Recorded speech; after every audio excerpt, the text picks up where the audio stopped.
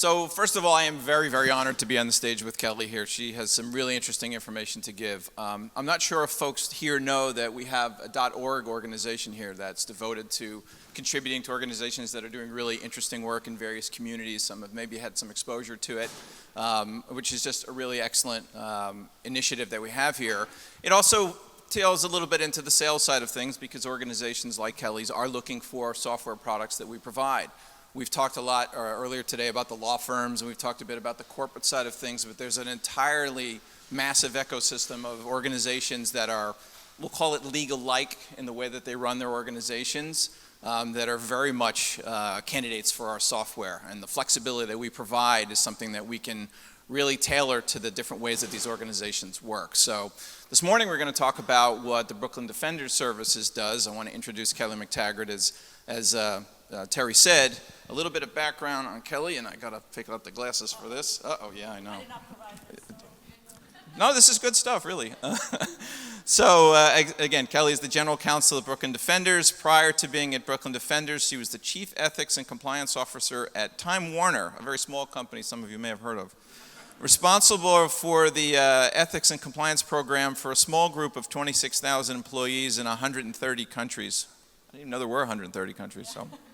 Good stuff. Time Warner received some awards for being one of the most ethical companies. And prior in her career, she had been an assistant federal public defender in the District of Maryland, was a litigator, criminal defense attorney with a couple of firms, including Miller Cassidy and Wilmer Hale, and has been a consultant in these areas before.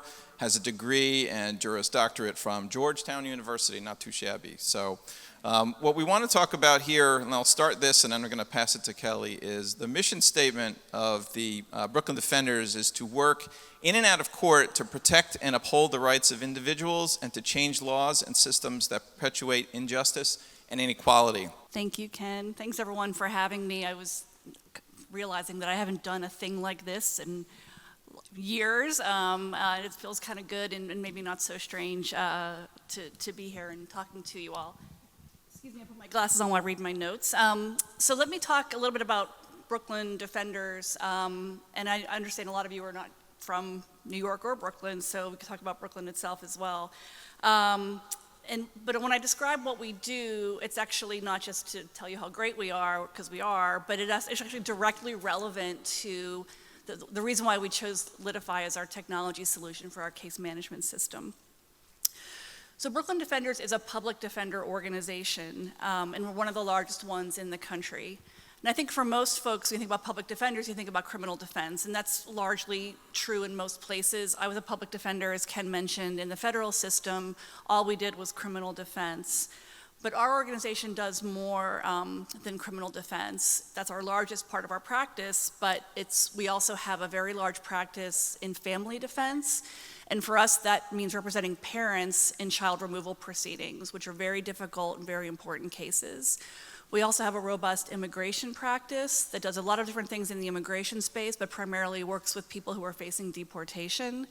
We also have a large civil practice that works on housing, education, and employment, civil actions for people who may be facing discriminatory employment actions or at risk of losing their housing. So it's a real multidisciplinary practice. And when I say that, we don't do these things in isolation. It's not one set of folks over here doing family, a set of folks over here doing housing. The goal is to provide like a holistic defense for people in the community. We might have a person who just has a drug charge and that's all he or she has to deal with, but for the most part, a lot of our clients have multiple things happening to them. And a person might get arrested on a criminal charge, but that might mean their kids get taken away, or they might be facing deportation, or they might lose their housing.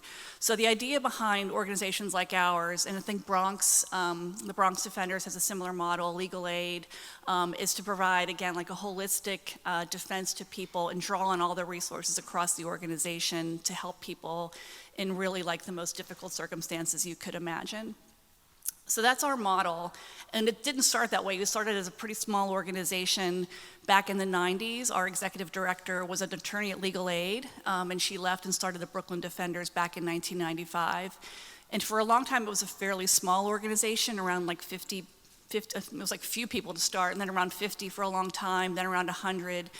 And now it's at 500 employees, and that rapid growth is another really relevant issue in terms of talking about technology as an organization grows and scales. So Brooklyn Defenders, we have about between like 30 and 40,000 cases a year. So that's a massive amount of caseload to manage and keep track of. All of our clients are poor, and about 89%, according to our recent statistics, are people of color, which is a disproportionate number to the people of color in Brooklyn. So, we're really dealing with huge, important systemic issues here, as well as like individual issues of justice. I mentioned that we're about 500 people. That's mostly attorneys, but we also have a huge practice of a huge social worker group, about 70, maybe 80 social workers.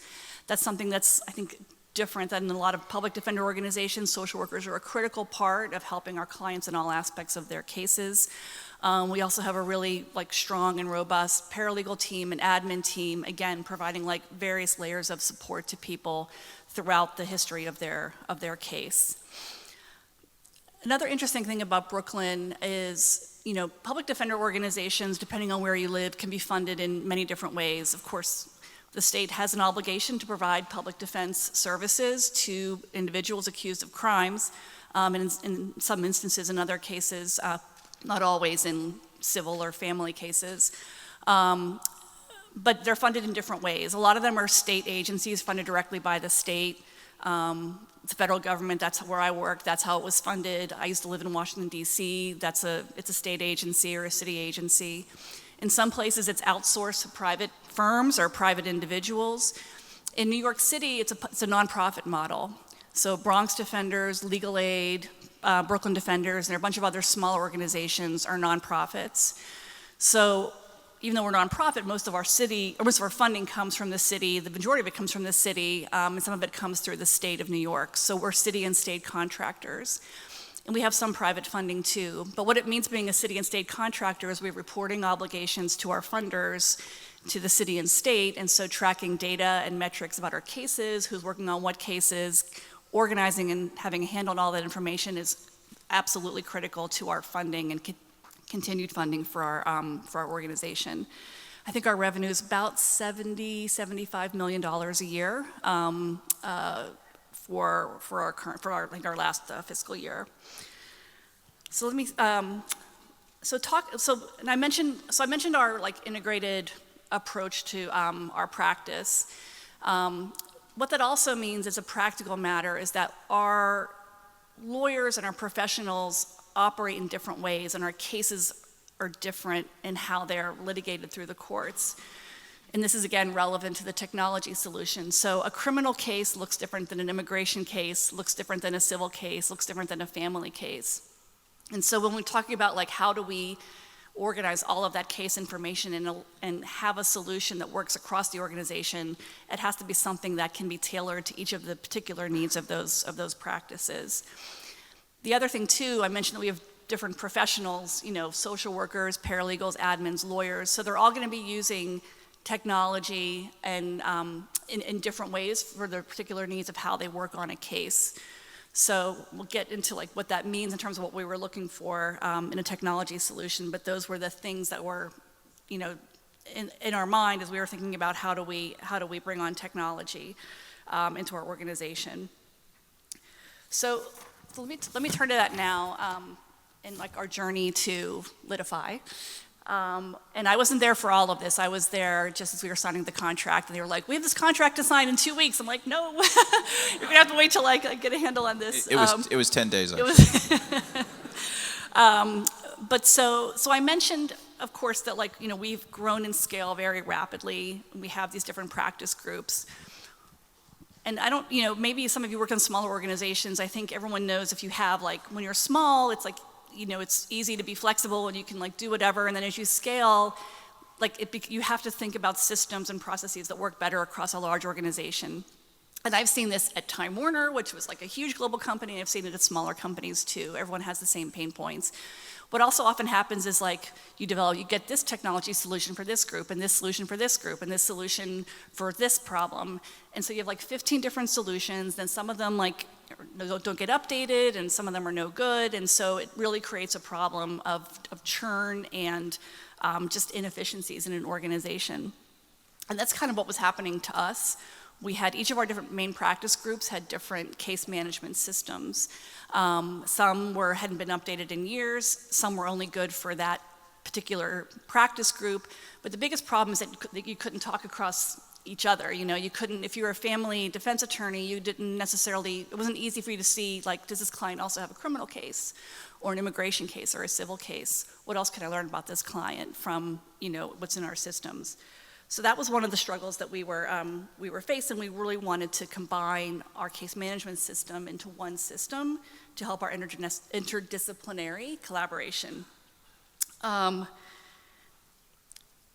as we began the search, I think they understand, they looked at like dozens and dozens of solutions. And what they were finding is that there really wasn't anything out there for a public defense function. There were solutions for law firms, and like there are big law firms, but there were also solutions for boutique law firms, but those were really pretty small practices, like 10 to 30 people, and like I said, we're at 500 people. There were also solutions for nonprofits, and I think you guys have some nonprofit clients too, but that's those practices were not like active case practices like criminal practices. It may be like, I think Southern Poverty Law Center is one of your clients, so different type of need, and that wasn't really gonna work for what we needed for active case management. So we needed something kind of different, something that was customizable, and that was what led us to Litify. And what the team loved, was the customization options that Litify offered, even if it wasn't built for a public defender organization, and it's going to allow us to build one. People loved the workflow, the feature set, the workflow, the task management, calendar management, things they'd never had before, and people were very, very excited about it. So I say, like, that's what led us to select Litify, because it's not just about like, oh, this is a good solution, we can plug and play. Like, we're doing a lot of work to build what we need, but we're so excited about what it means for us as an organization to allow us to do our jobs better, more effectively represent our clients, more efficiently do our jobs, because our people are overworked and underpaid. And so anything you can do to make their lives better is important. And I think that just goes in general to like talking about technology for nonprofits and legal services organizations, because everything is about data, whether you have reporting issues, metrics you need to provide to your funders. Data and systems are critical to that.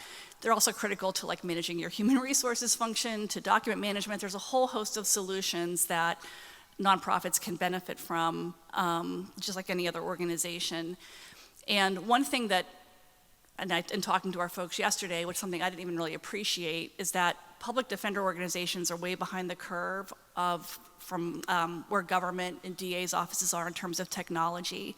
So they have all this information, whether it's discovery or other things, in data files, and we were a paper-driven organization for a long time. So how do we deal with that? How do we manage it?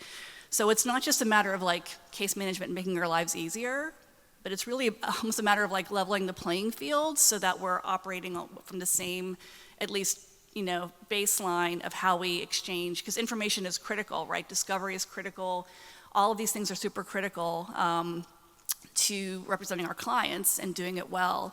And so having the ability to be on a level playing field with our adversaries, the people we work with, however it is incredibly important. And I think there's a lot to be done in this space to help organizations do that and scale up. So I think that there's a lot of possibilities for you guys to help organizations like ours that are really case specific, we're a law firm. Like, you represent you have a lot of law firms. We're a law firm. We do a lot of different things. We just have different types of clients and cases, but we have pleadings, we have like document management, we have all the things that a law firm needs, just with a few more challenges.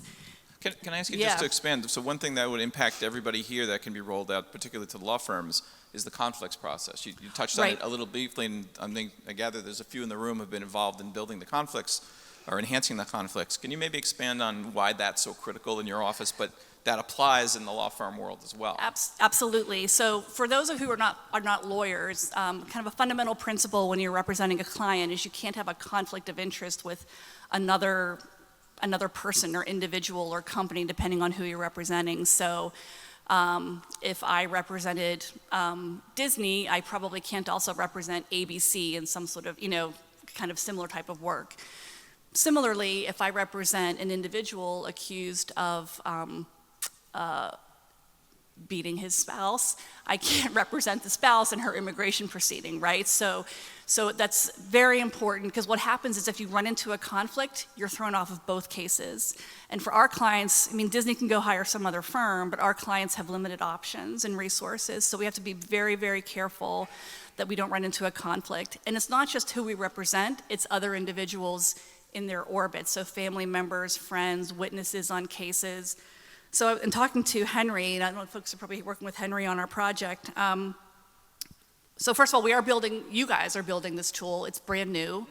We are so excited about it. Who's working on the conflicts tool? Who's got conflicts? Yay! So we're super excited about it. That's something you guys could sell to a lot of other places, for sure. Don't tell anyone. Yeah, and when it's fully implemented, at least once we get it, we're going to roll out in stages, but we're going to have over like 1 million names in there, like names we have to run against conflicts checks. And that's the first thing we have to do when we get a case in the door, is run a conflicts check. So any way we can make that faster, easier, more accurate is a huge help to us. So we're very excited about that. And about shout that out to our process. friends at Brio also, I think, who have helped in that as well. Yeah, So, yeah, for sure. Yeah. Yeah. So, looking at my notes, see if there's anything else here I wanted to say. I mean, I think that's really the highlights. Again, I just think we're going through a lot of growing pains, as I said, as we get bigger. So this is, and one of my jobs as general counsel is to help in a lot of other areas to kind of put systems and processes in place to make us run better, run more effectively, run more less like a mom and pop operation and more like, a 500-person, $74 million nonprofit. We still have a lot of things that are done very informally, and our goal is to make a lot of our processes more formal. Some of that's technology, some of it's other things. So, I'm always interested in solutions. I saw that a lot of Time Warner too, like solutions that can make not just your job easier, but actually serve your mission better. So that's my spiel.